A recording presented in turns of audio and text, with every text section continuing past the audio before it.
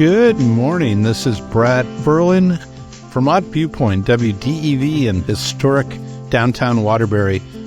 We are going to be talking with Pat Goudey O'Brien and Jerry Johnson. Pat is a author. She's an editor. She's a journalist.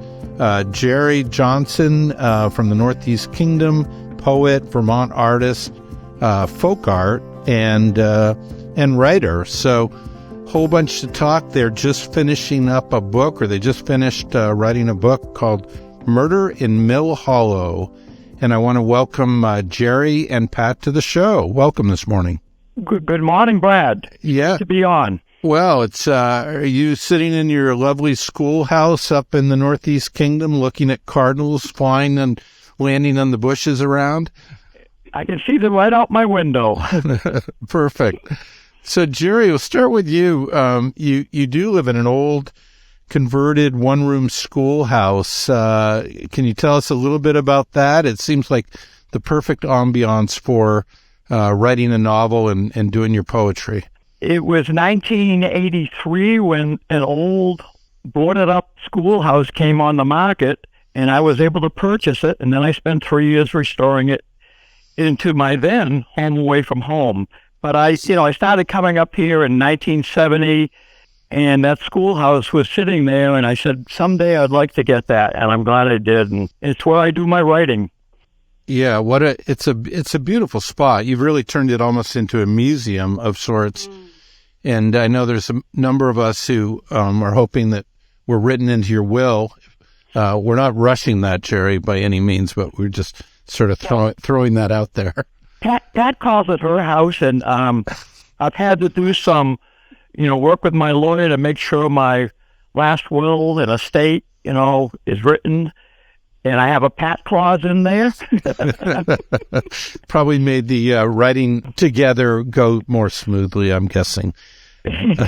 So, Pat, you, like many, have so many hats. So it would take us half an hour to go through them. Journalist, freelance writer, editor, publisher, consultant.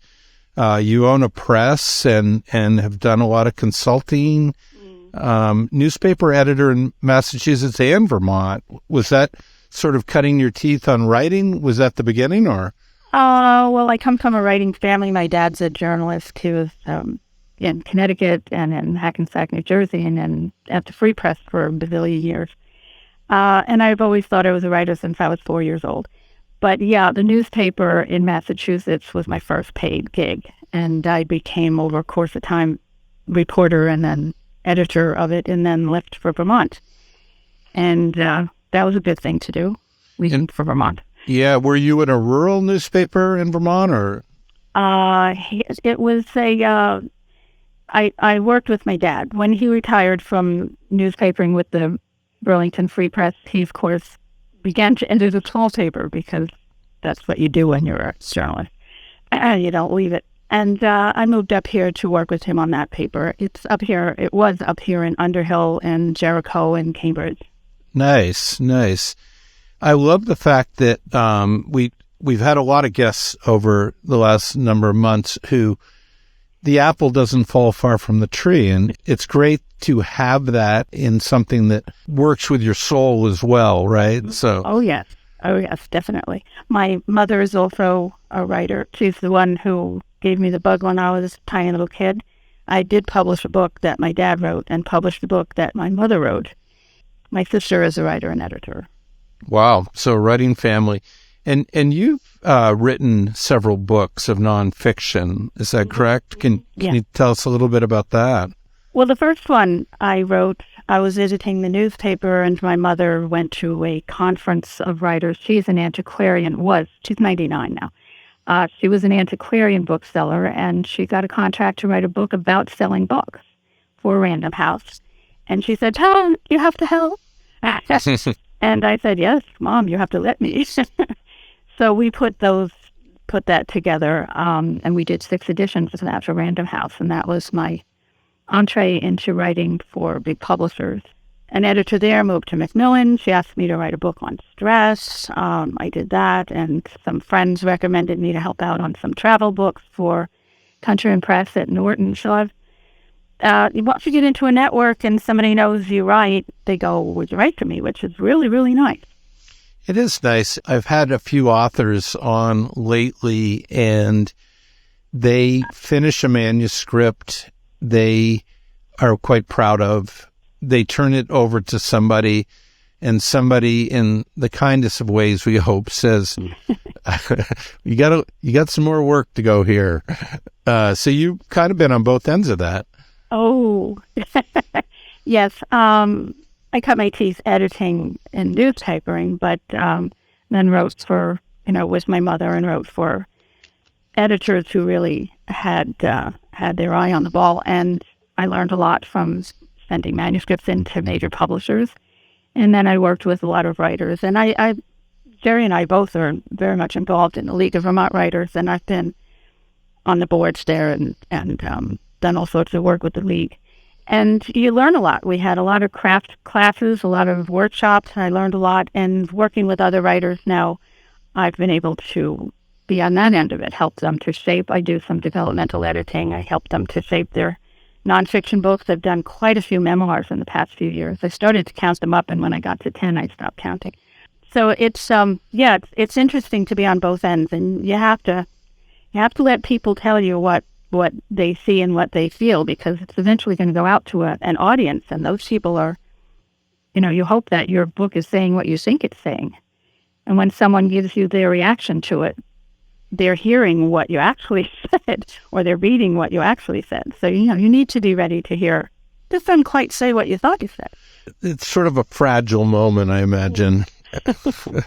We try to be kind, but we also try to be honest, because you don't want to give someone a book back that's not your best effort and their best effort. Right. And ultimately, the writers that I've spoken with say it vastly improved. Especially when we're very new at it. The publisher is not new at it, usually.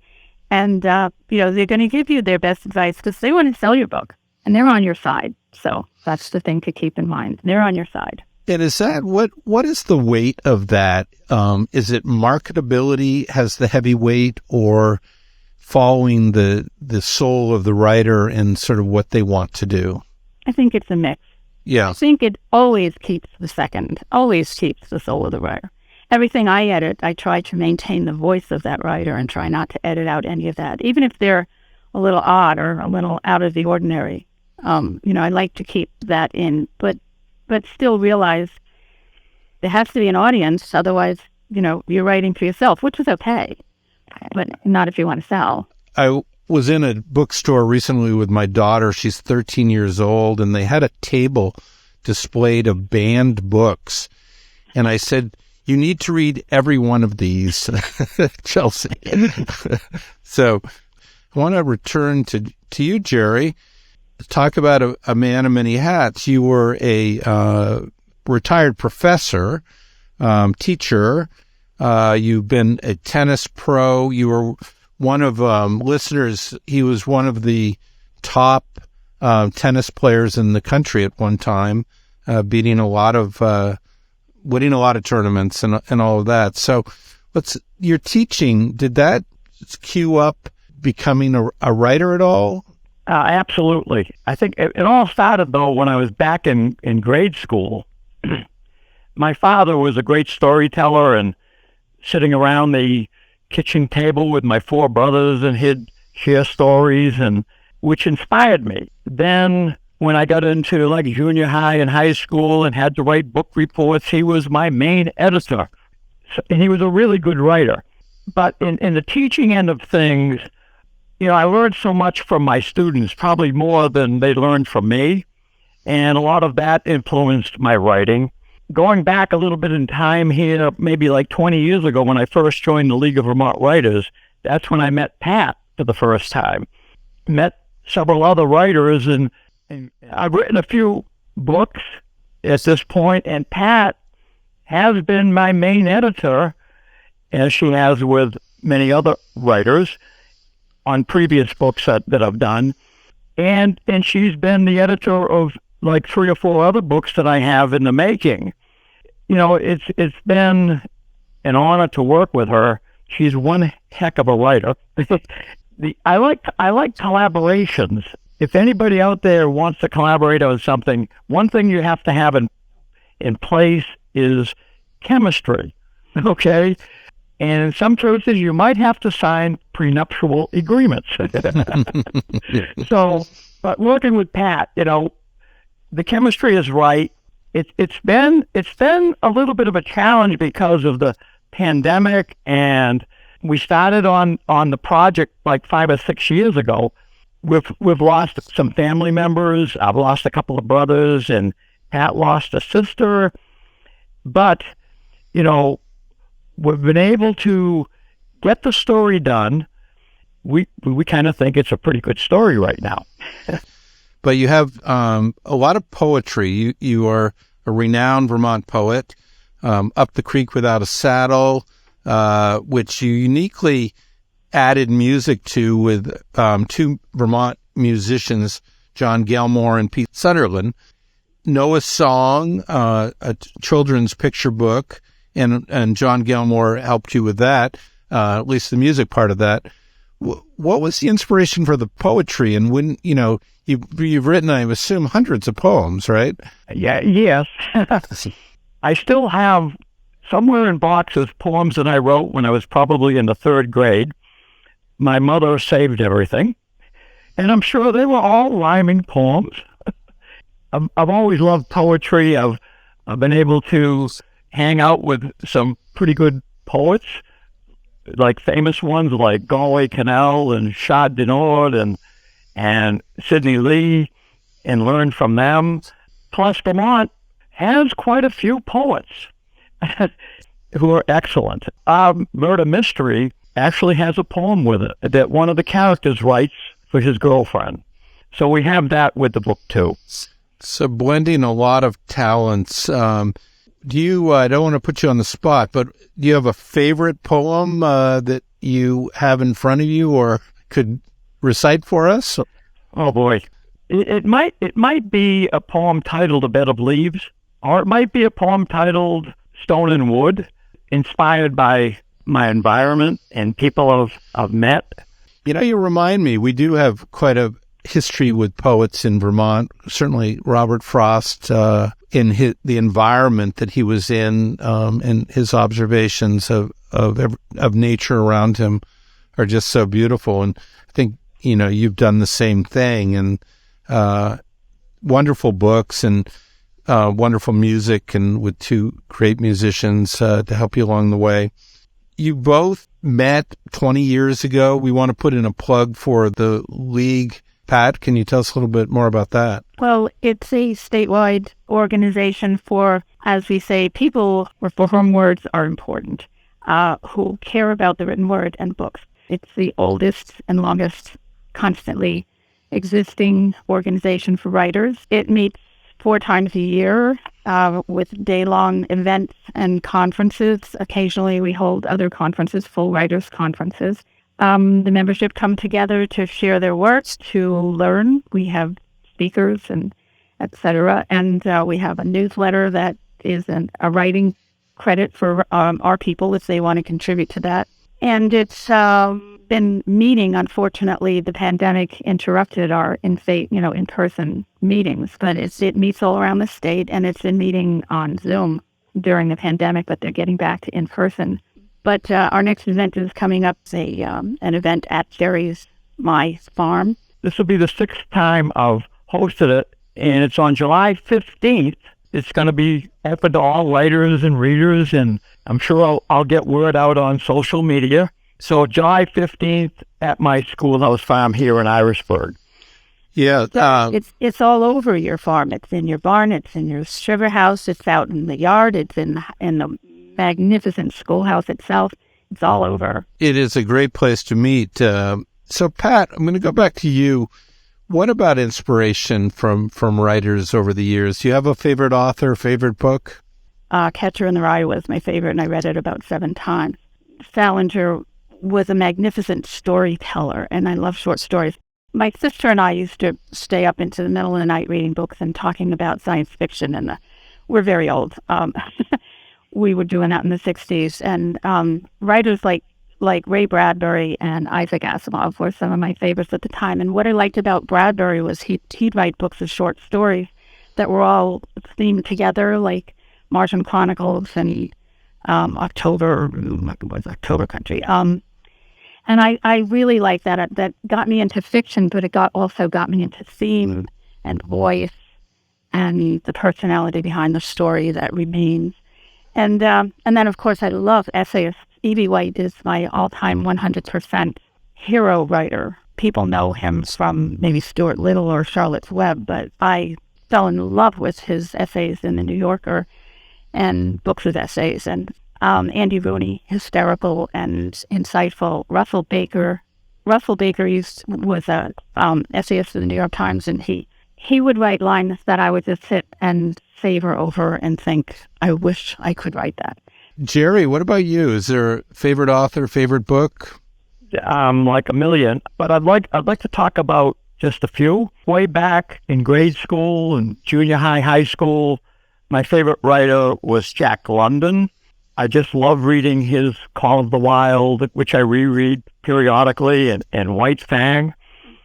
As far as poets, I probably 100 at least, but I'd like to point out my two favorites, probably Mary Oliver and Robert Frost.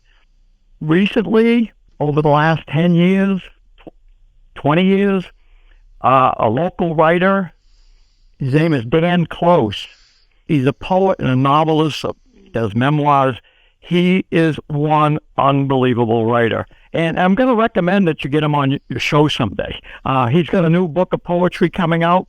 Right up the road from me was my neighbor, Howard Frank Mosier, who sadly isn't with us anymore, but he's been such an incredible supporter of the work that I've done. And I have to mention, well, one time he mentioned to people during his talks that he recommended that writers read the classics. So I did what he said, and I read his books. They're all classics. This novel that I've written with Pat, it goes back to even before I got together with Pat to write it. Probably 10 to 12 years ago, I'm in Howard's house in Irisburg, and I'm sharing the storyline I had for the novel at the time with him, and he got really excited. And after a while, he said, "Don't tell me how it ends." And I said, "Howard, I don't even know how it ends yet." Right. So that was probably the impetus behind me really getting this novel written, and I'm glad I came across Pat to write the novel with her. She's been great to work with. So Pat, Jerry explained that has been a great process working with you. Collaboration is something that was in your blood because you worked with your mom. Yeah. I'm curious about the work habits between you and Jerry, how you collaborated, and even though you're going to take his house by adverse possession, how you managed to stay friends. Well, we collaborate during the pandemic over the phone so we can't bop each other. But for a while, we were able to sit in the same room and work on this. We would hash over his original plot.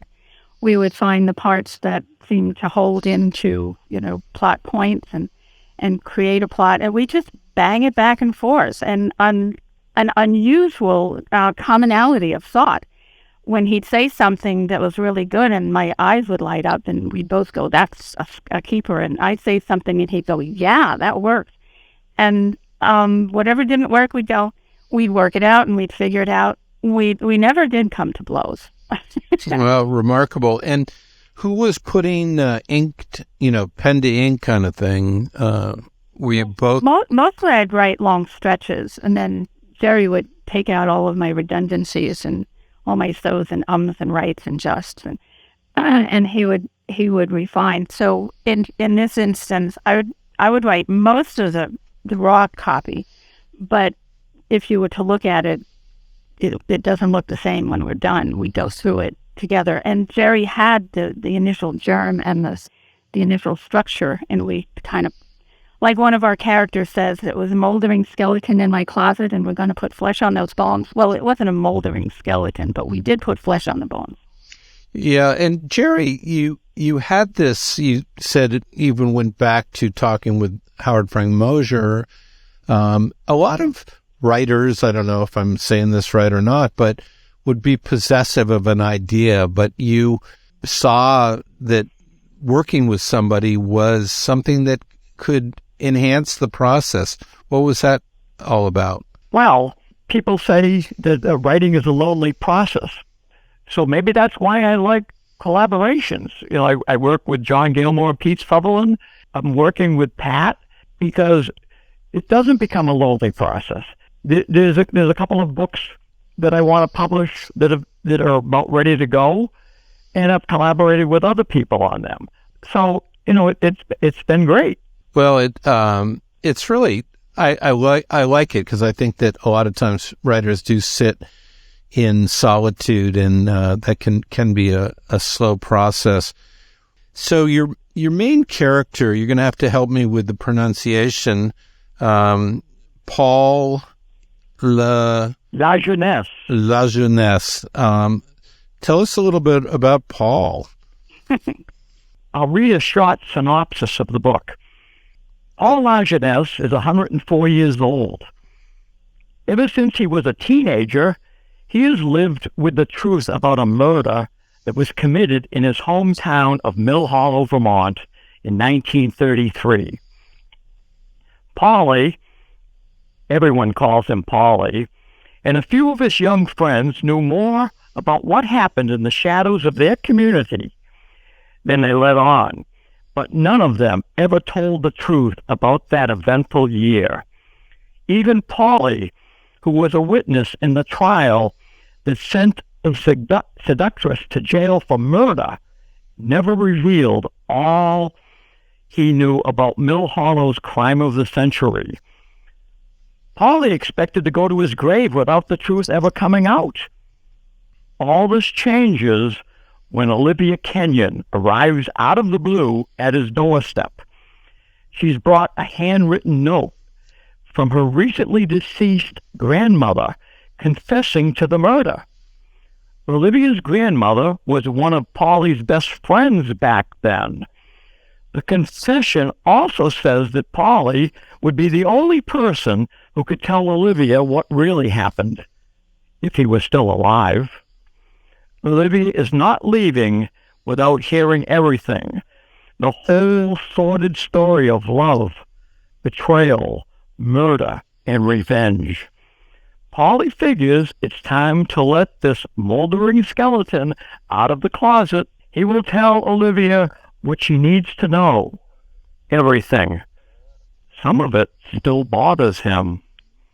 Oh my goodness, listeners. We got to get this book published so we can we read it. Now, Paul La Jeunesse is... La Jeunesse. He's 104 years old. Was he a vitamin taker? Oh, he was on the best of stuff. Was he? Was there whiskey involved? I'm always interested in longevity now that I'm getting older. No, he might have drunk a few shots of that moonshine that they were making up in Mill Hollow, Vermont, back in 32 and 33. Yeah. In fact, would have been a little of the Prohibition moonshine, right? Mm-hmm. And maybe coming down from the monks, according to Howard Frank Mosier.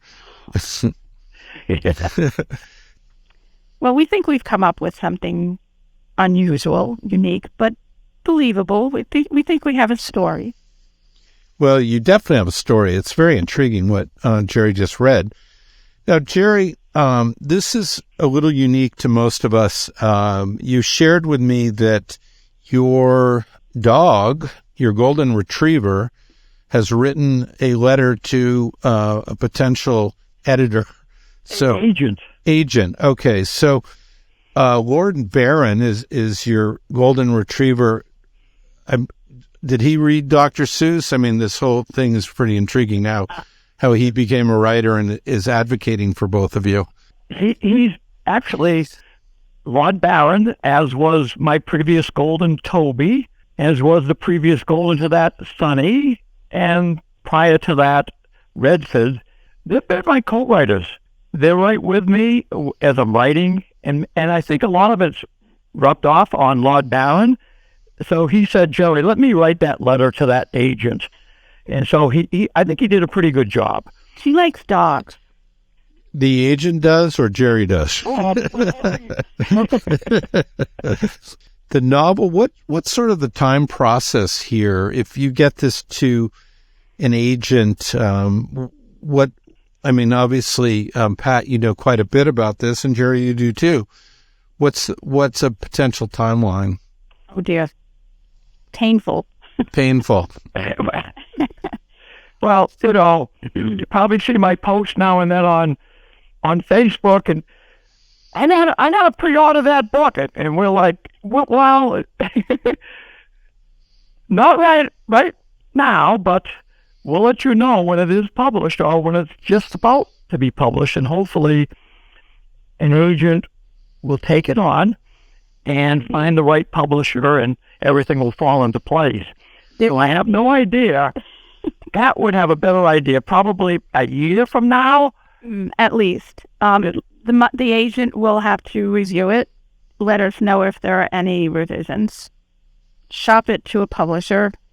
The publisher will let us know what their timeline is. I've worked with publishers that asked me to write a book for them, and it still took a year. I mean, first, of course, I had to write it. But then, their editorial and release dates have to do with launching a book and advertising a book and publicizing. They do a lot of pre-pub advertising to give a book a good foundation. So it could be the best of worlds a year. We're hoping that it's not like a lot longer, but that would be the best of worlds. You both could have possibly self-published this and try to get it up, but you're pursuing getting a more major publisher. What's the thinking behind that? Well, we thought long and hard. We both have self-published books. I have a small assisted publishing business that is in semi-retirement. But and Dan Close is one of my writers. He's great. We decided to give it an airing in the traditional world because we think it's a good book. We think this agent is a dynamite agent if she likes our books, and we just decided to give it a good chance. And if not, we know that we have our own skills in the back, as a backdrop. Yeah, well, and there are many agents out there. Yes, she's not the only agent in the world, but she is terrific.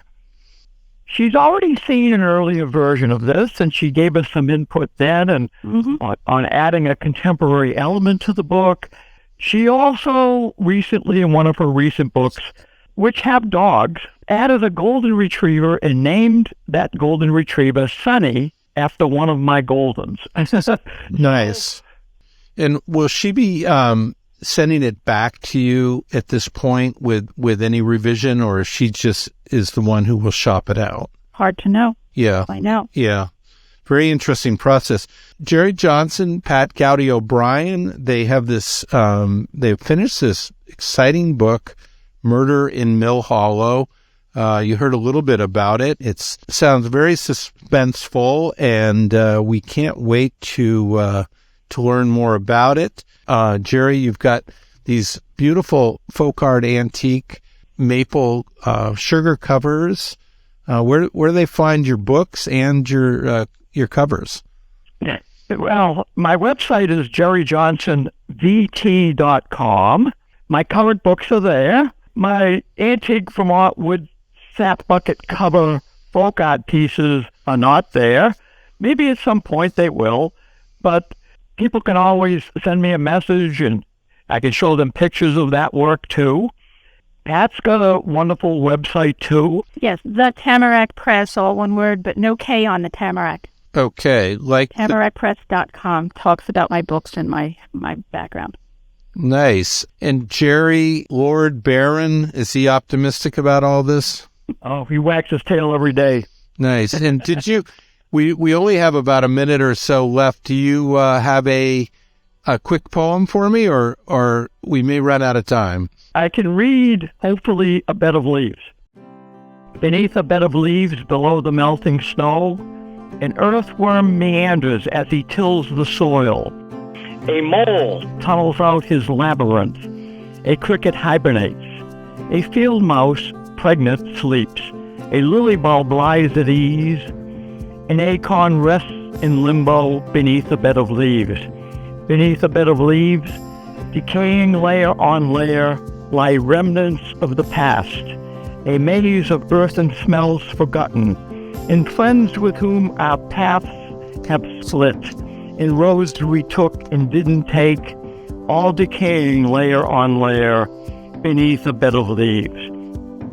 Beneath a bed of leaves, memories slip away to dust, of comrades who came and went, of creatures of the wild, of sights and sounds of natural things, all sought to offer balance, now lying fast asleep beneath a bed of leaves. Beneath a bed of leaves, each leaf giving up its life, yet giving life, the cricket starts to chirp, the lily stirs to free its bond, the tiny oak begins its push to reach morning light. The compost of our past transgressions forms fodder for new life. Jerry, we're going to have to leave them hanging on that. I want to thank you both. We're at the top of the hour. Thanks for being on, and we'll see you all next week. Thank you, Brad, so much.